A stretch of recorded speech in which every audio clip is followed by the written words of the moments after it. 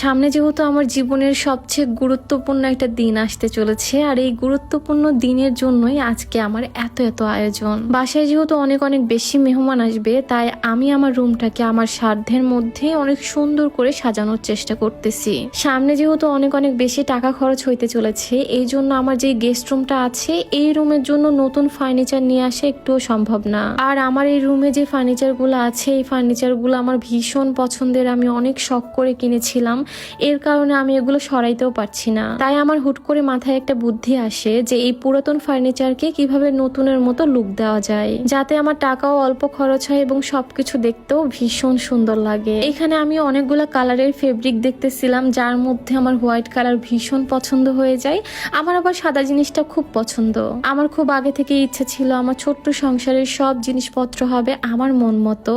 আর আমি খুব শখ করে এই বেডরুম সেটটা কিনেছিলাম, যেটা এখন অনেকটাই পুরাতন হয়ে গেছে। তো আমার একদমই ইচ্ছে করে না যে আমি পুরাতন জিনিসপত্রকে ফেলে দিব, সেটা কিভাবে নতুন করা যায় আমি সেই চেষ্টায় আছি। আমি যেহেতু পরিবারের বড় মেয়ে, এই জন্য সব দায়িত্ব আমার উপরই থাকে। আমার যদি একটা বড় ভাই থাকতো তাহলে আজকের এই দায়িত্বটা আমার বড় ভাই পালন করত।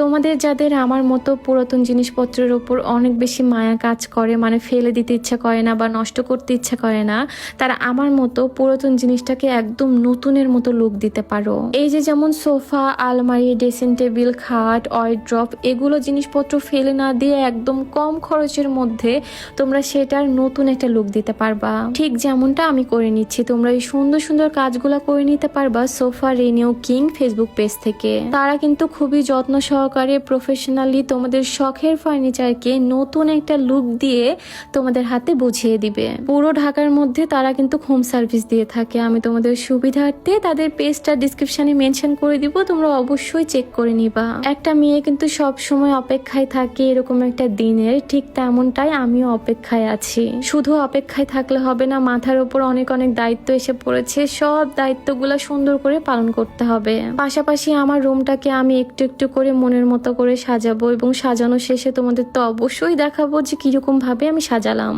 যেহেতু আমার বাসার প্রত্যেকটা ফার্নিচার আমার খুবই পছন্দের, খুব শখ করে সবকিছু কিনেছিলাম, এই জন্য বসে থেকে আমি দেখতেছিলাম যে তারা কিভাবে কাজ করতেছে। আর আসলে আমি এক্সপেক্টও করি নাই যে তাদের কাজের ফিনিশিং এত এত ভালো হবে। প্রথমে তো ভেবেছিলাম আমার এত শখের একটা ফার্নিচার যদি নষ্ট করে ফেলে, কিন্তু এরকম একটা লুক দেখার পর বিশ্বাস করো আমার জাস্ট মনটাই ভালো হয়ে গেছে। মানে এখনো কাজটা পুরোপুরি শেষই হয় নাই, অর্ধেক লুক দেখার পরেই আমি জাস্ট ফিদা হয়ে গেছি। কারণ এত জোস লাগতেছিল, আমার পুরাতন খাটটাকে যে এত সুন্দর করে তুলবে আমি আসলে ভাবতেও পারি নাই। তোমরাও চাইলে তোমাদের পুরাতন ফার্নিচারকে একদম কম খরচের মধ্যে সুন্দর একটা লুক দিতে পারবা সোফা রিনিউ কিং এর মাধ্যমে।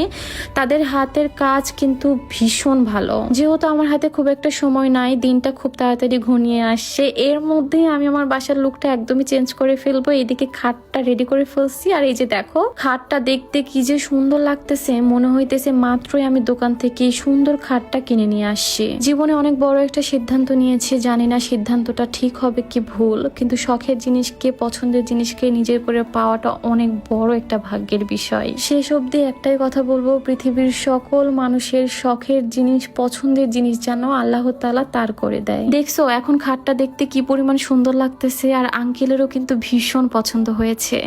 একটাই কথা বলবো, সবাই আমার জন্য অনেক অনেক বেশি দোয়া করো, আর তোমাদের জন্য অনেক অনেক দোয়া। আজকের ভিডিও এখানেই শেষ করছি, দেখা যাবে স্পেশাল একটা ভিডিওতে। আল্লাহ হাফেজ।